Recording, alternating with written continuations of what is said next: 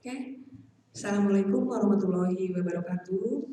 Selamat siang adik-adik calon peserta SMK Negeri 6 Kuningan yang berada di rumah masing-masing. Semoga kalian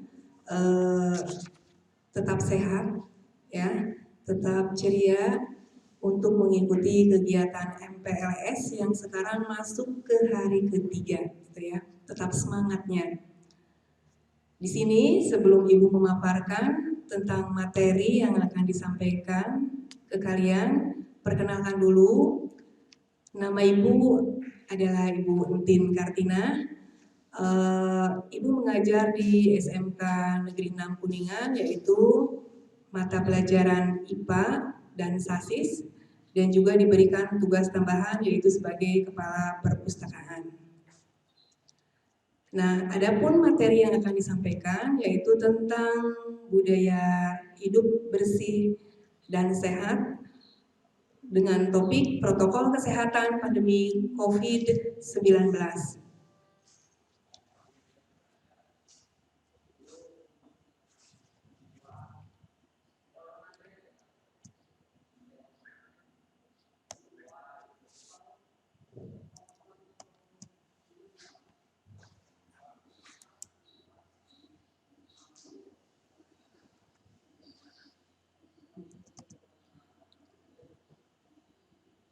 Nah, lihat di sini di tampilan sudah terlihat yaitu tentang budaya hidup bersih dan sehat.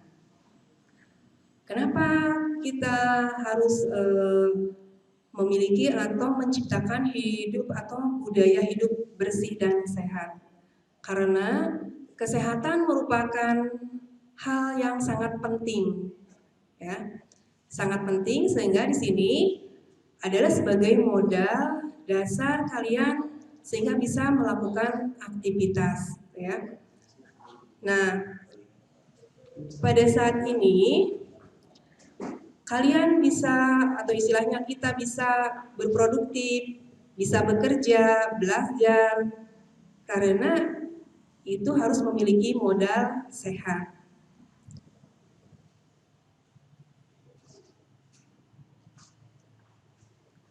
Nah, untuk menciptakan sehat atau budaya hidup bersih dan sehat, maka kita berpatokan yaitu pada perilaku. Karena di sini perilaku merupakan salah satu penyebab terbesar masalah kesehatan.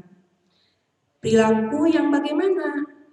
Ya, yang bisa menciptakan atau istilahnya membuat hidup kita menjadi sehat. Salah satu contohnya, misalkan kalian berperilaku di rumah itu bagaimana supaya tetap kesehatan itu selalu terjaga. Ya, contoh misalkan ya kalian sudah makan. Nah, berarti di situ kalian harus membiasakan untuk mencuci tangan, ya. Apalagi sekarang di situasi ya yang sedang populer sekali, yaitu pada situasi pandemi COVID-19. Sehingga di sini semuanya itu tergantung dari diri kita sendiri, ya. Bagaimana menciptakan atau menerapkan perilaku yang bisa membuat tubuh kita menjadi sehat. Oke, kita lanjut. Ya. Sebelum pada COVID-19 di Indonesia, kita lihat dulu yaitu hal-hal apa ya di dalam budaya hidup bersih dan sehat yang harus kita terapkan gitu ya. Jadi bagaimana cara menerapkan budaya hidup bersih dan sehat? Yang pertama itu adalah rajin mencuci tangan. Berarti di sini kalau kalian sudah melakukan aktivitas apapun gitu ya, misalkan kalian sudah pagi-pagi menyapu halaman gitu ya, terus misalkan sudah membersihkan benda-benda yang ada di rumah. Nah, itu jangan dianggap bahwa tangan kalian itu bersih ya.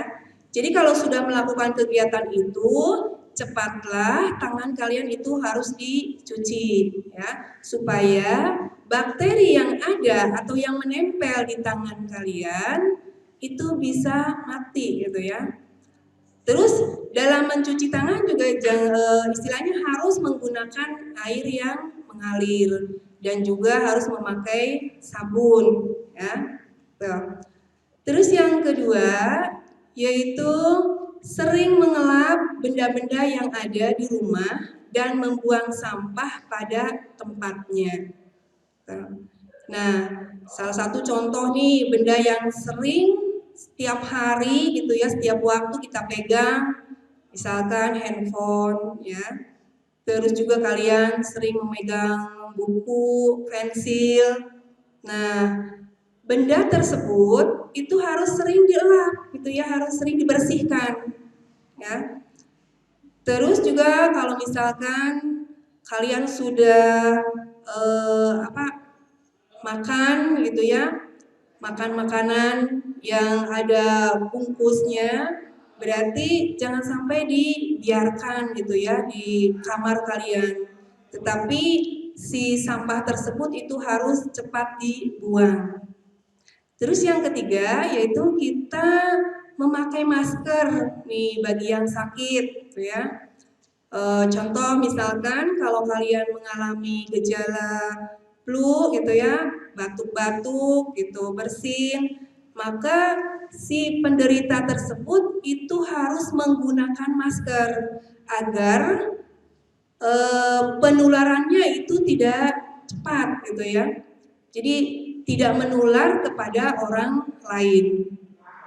Nah, terus berikutnya cara penerapan budaya hidup bersih dan sehat yaitu melakukan gotong royong membersihkan lingkungan sekitar ya.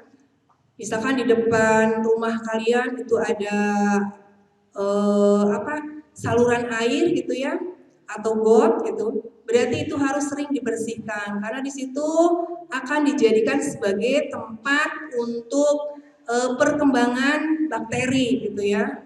Bakteri. Sehingga kalau misalkan tidak sering dibersihkan, bakteri itu bisa akan atau istilahnya menempel ke benda-benda yang ada di sekitar rumah kalian. Tuh, dan itu sangat berbahaya sekali. Terus yang poin kelima itu adalah mengurangi penggunaan plastik saat berbelanja atau saat belanja. Oke, sekarang itu lagi disosialisasikan gitu ya kepada masyarakat kalau misalkan mau berbelanja gitu ya, baik ke pasar ataupun ke toko-toko gitu ya. Itu diharuskan kita itu membawa kantong plastik atau tempat belanjaan. Jangan sampai nanti kita akan istilahnya kalau sudah selesai belanja si plastik itu akan menumpuk di rumah ya. Berarti itu adalah salah satu antisipasi atau istilahnya mengurangi bertumpuknya sampah plastik. Karena kita tahu bahwa yang namanya sampah plastik itu sangat berbahaya sekali bagi lingkungan gitu ya. Bagi lingkungan karena di dalam plastik itu jadi ada satu kandungan bahan kimia yang sangat sulit sekali untuk diuraikan gitu ya. Walaupun misalkan kita bakar tetap itu akan berdampak pada gangguan udara yaitu pada pernapasan. Terus kalau misalkan kita timbun gitu ya, tetap itu akan mengganggu atau akan terjadinya polusi tanah. Jadi dampaknya itu sangat luar biasa ya dalam penggunaan plastik. Terus yang berikutnya yaitu membuat poster tentang ajakan untuk menjaga kebersihan sekitar. Ya, posternya yang bagaimana nih? Yang bersifat ajakan, sehingga ketika ada yang melihat poster tersebut, gitu ya, itu akan tertarik, gitu ya, akan istilahnya muncul ide gitu ya supaya untuk menjaga kesehatan.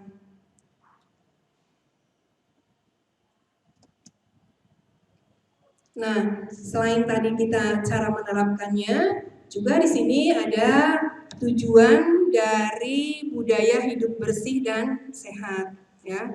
Itu ada tujuannya. Yang pertama yaitu tujuannya agar tidak menimbulkan penyakit, gitu ya. Jadi kita hidup bersih dan sehat supaya tidak menimbulkan penyakit. Ini sudah jelas, gitu ya. Sudah jelas. Kalau kita atau istilahnya kita berperilaku yang mengacu pada hidup bersih dan sehat, berarti berbagai macam penyakit itu akan jauh, gitu ya. Nah, sehingga di sini kita dapat meminimalisir penyakit yang tertular pada masyarakat, ya. Contoh sekarang nih, ya, mengenai virus corona, ya. Sehingga di sini sangat disosialisasikan kepada masyarakat, ya, bahwa sangat bahayanya virus tersebut. Terus yang kedua, ya, tujuan yang kedua adalah untuk mendapatkan kesehatan jasmani dan rohani dapat selalu terjaga. Ya, kan ada istilah bahwa di dalam tubuh yang sehat terdapat jiwa yang sehat. Tuh, sehingga jasmani dan rohani pun itu akan tetap sehat. Kita bisa melakukan aktivitas, gitu ya, dengan istilahnya hasil yang baik. Berikutnya tujuannya adalah supaya lingkungan menjadi bersih, ya, lingkungan menjadi bersih. Kalian tahu kan kalau misalkan rumah kalian bersih gitu ya, tertata rapi, pasti kalian akan betah berada di rumah, gitu ya.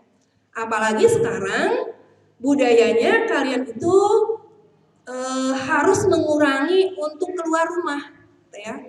Jadi kita itu harus mampu bagaimana menciptakan supaya kita itu betah berada di rumah. Salah satunya adalah menjaga kebersihan, ya, itu. Sehingga di sini lingkungan menjadi bersih karena orang membiasakan diri melakukan budaya hidup bersih. Berikutnya adalah tujuannya agar memiliki kesehatan yang stabil, ya. Jadi tadi juga pada poin yang kedua bahwa kita itu sehat itu harus jasmani dan rohani. Nah, di sini berarti kesehatan itu kalau jasmani dan rohani sudah sehat berarti terjadi atau istilahnya ada stabilnya, gitu ya. Berarti di sini kita tidak mudah stres dan juga depresi. Pokoknya kalian kalau misalkan menemukan sesuatu hal, gitu ya, sesuatu hal. Nah, di sini berarti kita harus menjaga pikiran, gitu ya, supaya tetap enjoy, jangan terlalu dipikirkan kalau kita mendapatkan masalah, ya. Tapi kita harus cari jalan keluar bagaimana supaya permasalahan itu ada solusi yang terbaik, ya. Nah, kalau pikiran kita selalu istilahnya berpikir kepada hal-hal yang negatif, gitu ya, maka di sini kesehatan kita akan tidak terjadi stabil, gitu ya. Salah satunya yaitu kita mudah emosi, gitu ya, terus juga stres, gitu. Nah, itu sangat tidak baik sekali bagi kalian. Nah, itu yang harus diperhatikan. Berarti sehat itu sangat berhubungan sekali dengan ketenangan pikiran kita, gitu ya. Oke? Next.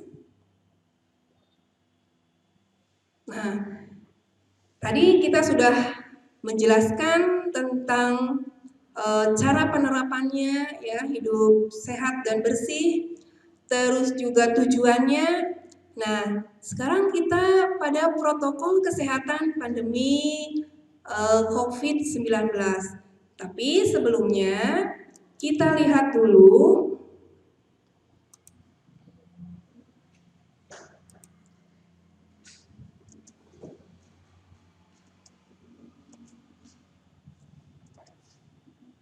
Nah ini, kita lihat dulu yaitu tentang COVID-19 di Indonesia. Ya. Kita tahu bahwa coronavirus atau virus corona merupakan keluarga virus yang menyebabkan infeksi saluran pernapasan atas, ringan hingga sedang. Jadi ini terjadinya yaitu pada saluran pernapasan atas atau yang kita kenal dengan namanya ISPA, gitu ya. Seperti penyakit flu, ya. Makanya nih hati-hati adik-adik yang sekarang sudah mulai musim hujan, gitu ya. Sehingga di sini banyak sekali di lingkungan kita yaitu perkembangan virus dan bakteri, gitu ya. Nah, kalau kalian mendapatkan atau istilahnya mengalami, gitu ya, gejala-gejala seperti flu, gitu ya, batuk, ya, bersin-bersin, maka kalian harus berhati-hati. Salah satu antisipasi yang sangat sederhana adalah kalian harus istirahat, gitu ya. Terus juga banyak atau istilahnya mengkonsumsi makanan yang bergizi, dan juga kalian harus menggunakan masker walaupun berada di dalam rumah. Karena kita itu harus sayang ya kepada keluarga kita yang ada di sekitar ya, supaya penyakit tersebut itu tidak terjadi penularan ya kepada orang tua, kepada kakak atau kepada adik, gitu ya. Nah, itu adalah sebagai salah satu antisipasi atau pencegahan yang sangat sederhana. Nah, di Indonesia banyak orang terinfeksi virus corona, ya. Kalian tahu virus corona itu asalnya dari mana? Ya. Pernah baca artikel atau misalkan kalian buka gitu ya di Google gitu, ya, bahwa virus ini adalah berasal dari negeri Cina, ya, yaitu di kota Wuhan, ya. Nah, setidaknya virus ini adalah satu kali dalam hidupnya, ya. Jadi orang yang terinfeksi ini setidaknya satu kali dalam hidupnya. Jadi menyerangnya yaitu pada kekebalan tubuh, ya, kekebalan tubuh. Nah, namun beberapa jenis virus corona juga bisa menimbulkan penyakit yang lebih serius, gitu ya. Jadi dari virus tersebut itu bisa menimbulkan penyakit yang lebih serius, berarti yang lebih fatal, gitu ya. Sehingga dapat dikonfirmasi ya. Ibu itu mencatat hasil konfirmasi itu per tanggal 19 Juli, ya. Di Indonesia itu dikonfirmasi itu sekitar 72.347 orang, ya. Nah, yang sembuh itu sekitar 33.529, ya. Dan yang meninggal itu sekitar 3.469. Ya. Kalau kita mendengar dari informasi gitu ya, informasi walaupun pemerintah sudah membuka PSBB gitu, tetapi kalau kita lihat di berita-berita bahwa justru COVID ini gitu ya, istilahnya untuk yang meninggal itu sangat ini nambah gitu ya, bertambah itu. Juga yang terkenanya juga bertambah. Sehingga kita yang hidup di lingkungan gitu ya, kita harus hati-hati. Salah satunya itu tadi kita harus menjaga kesehatan kita, yaitu dengan menjaga kebersihan ya. Supaya kalau kita sehat ya, berarti imun tubuh kita juga kuat gitu. Sehingga misalkan kalau ada bakteri atau ada virus yang akan menyerang ke kita, kalau imun tubuh kita terjaga ya, maka itu tidak akan terkena gitu ya, tidak akan terinfeksi gitu. Kita akan kuat ya gitu.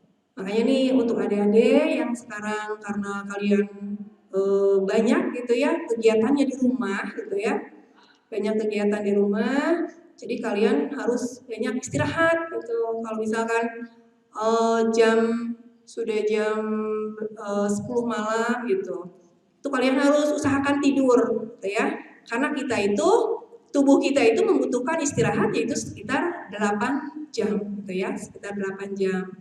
Terus pas waktu subuh kalian harus bangun. Jadi jangan berleha-leha karena kalian tidak melakukan aktivitas gitu ya ke sekolah sehingga kalian melalaikan waktu gitu ya. Jadi kita tetap melakukan aktivitas itu atau kegiatan-kegiatan itu seperti semula atau seperti biasa gitu ya. Jadi tidur jam 10, bangun jam 4. Itu adalah jumlah atau istilahnya untuk istirahat yang baik supaya itu bisa mendukung atau menunjang pada kekebalan tubuh kita. Oke? Berikutnya tadi kita akan membahas mengenai protokol kesehatan pandemi COVID-19 ya. Jadi dalam kehidupan sehari-hari kita harus memperhatikan ya, apalagi kalau di lingkungan atau di tempat yang umum ya, yang tempat yang umum. Kita harus menerapkan ya supaya kesehatan tubuh kita itu selalu terjaga. Nah, ini ya, protokol kesehatan COVID-19. Nah, di sini tadi di awal Ibu sudah menjelaskan ya, jika kita mengalami gejala-gejala ya atau kita merasa tidak sehat, nah itu ada beberapa kriterianya ya atau ciri-cirinya kalau tubuh kita itu sedang tidak sehat. Coba perhatikan ya, pada saat ini tubuh kalian itu kondisinya lagi sehat atau lagi turun kesehatannya ya. Nah, ini gejala-gejalanya. Bisa kita mengukur suhu tubuh kita ya. Kalau misalkan suhu tubuh kita itu berada pada 38 derajat Celcius, berarti itu sudah menunjukkan pada COVID gitu ya.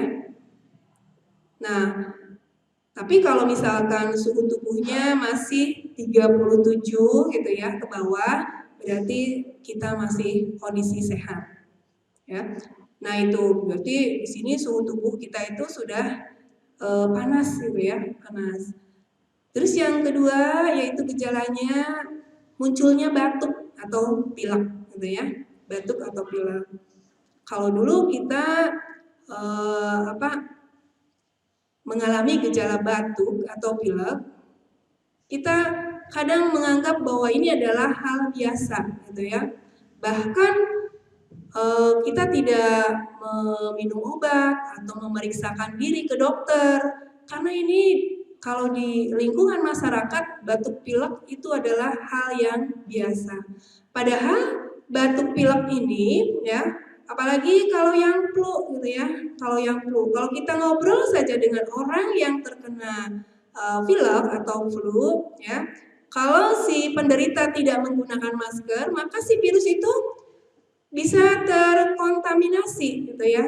Ya, bisa menular ke kita ya dengan mudahnya. Kalau dengan kasat mata itu kan tidak terlihat karena itu melalui udara gitu ya. Sehingga si udara yang sudah mengandung virus tersebut gitu ya, itu terhirup oleh kita ya. Kita tidak sadar gitu ya karena kita ngobrol dengan teman atau dengan saudara gitu ya. Nah, itu sehingga itu bisa mengakibatkan kita jadi tertular oleh penyakit tersebut gitu ya. Makanya di sini kita perlu berhati-hati. Oke, terus yang gejala berikutnya itu adalah terjadinya sakit tenggorokan. Ya, sakit tenggorokan. Nah, kalau misalkan kita minum air gitu ya, minum Nah, di situ langsung terasa tenggorokannya itu seakan-akan tidak menerima, gitu ya, tidak menerima. Sehingga apalagi kalau misalkan masuk makanan gitu ya yang keras-keras, pasti tenggorokannya itu akan sakit. Karena apa? Karena di saluran pernapasan tersebut itu terjadi peradangan, ya. Kalian tahu nih kalau misalkan kita lihat yang namanya radang itu seperti apa gitu ya. Kan terlihat ada kandungan nanahnya, terus terlihat merah-merah gitu. Nah, itu terjadi di saluran pernapasan kita gitu ya. Nah, sehingga munculnya yaitu apa? Timbulnya suhu tubuh kita itu akan naik, ya, akan tinggi, ya. Itu adalah dampak dari tenggorokan yang mengalami radang. Nah, kalau tenggorokannya sakit, maka itu akan langsung terjadi gangguan pada pernapasan, ya. Jadi terjadi gangguan pada pernapasan. Napasnya jadi sesak gitu ya. Jadi kita tidak nyaman, tidak bisa tidur gitu. Sehingga dari situ pola tidur terganggu, pola makan juga terganggu. Udah, kalau sudah kondisi seperti itu diharapkan jangan dibiarkan. Cepat-cepat kalian harus dibawa ke dokter ya untuk diperiksa. Ya. Apakah gejala-gejala itu bisa mengacu ya pada COVID atau sakit biasa. Nah, ketika gejala itu dialami oleh kita ya atau adik-adik mengalami gejala tadi yang Ibu sebutkan gitu ya, yang 4 ya. Itu segera berarti harus dibawa ke minimal yaitu ke puskesmas gitu ya, ke puskesmas. Nah, apa yang harus dilakukan ketika kita ke puskesmas gitu ya? Kita berada berarti di situ di lingkungan atau di tempat yang umum gitu ya. Karena kalau ke puskes kita akan bertemu dengan orang banyak gitu ya. Dan di lingkungan sana pasti orang yang di sekitar situ sedang mengalami sama yaitu sakit ya. Nah, yang diharapkan atau diharuskan ya diterapkan gitu ya ketika kita mengalami tadi sakit ya. Ketika kita berobat yaitu kita harus tetap yaitu menggunakan masker gitu ya. Harus menggunakan masker. Terus berikutnya ikuti etika batuk bersin yang benar gitu ya. Etika batuk bersin yang benar itu yang bagaimana ya? Jadi ketika kalian batuk gitu ya, kita batuk itu itu harus ditutup gitu ya, harus ditutup dengan tangan gitu ya. Kalau kalian tidak menggunakan masker. Jadi harus ditutup agar si bakteri atau virus itu tidak bergabung dengan udara gitu ya. Berarti supaya tidak terjadi penularan kepada orang lain. Terus yang ketiga yaitu tidak menggunakan transportasi massal ya. Artinya di sini kalau kalian mau bepergian gitu ya, usahakan jangan sampai menggunakan transportasi umum gitu ya. Tuh, karena di sana itu banyak sekali orang-orang gitu ya yang aktif gitu. Mungkin salah satu dari orang tersebut itu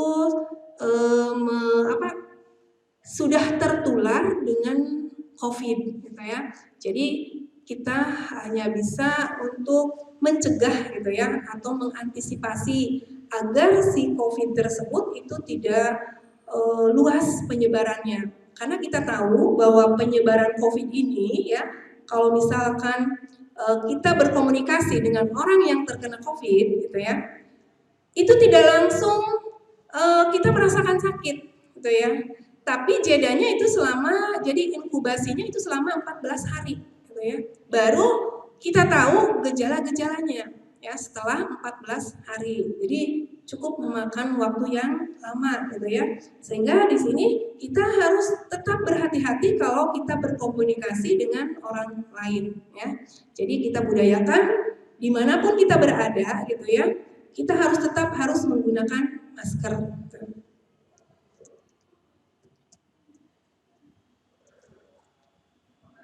Oke, di sini ada satu pertanyaan ya, yaitu apa itu social distancing?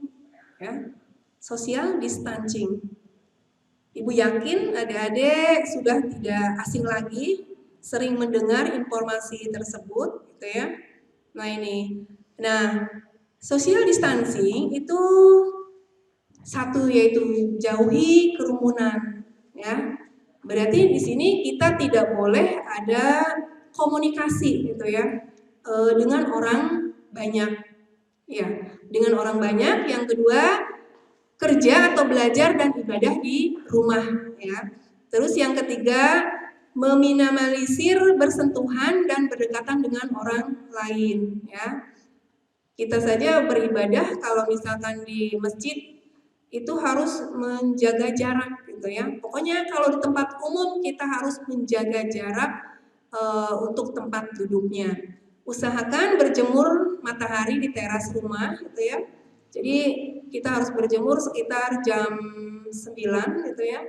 Supaya si virus tersebut itu panas dengan cahaya matahari.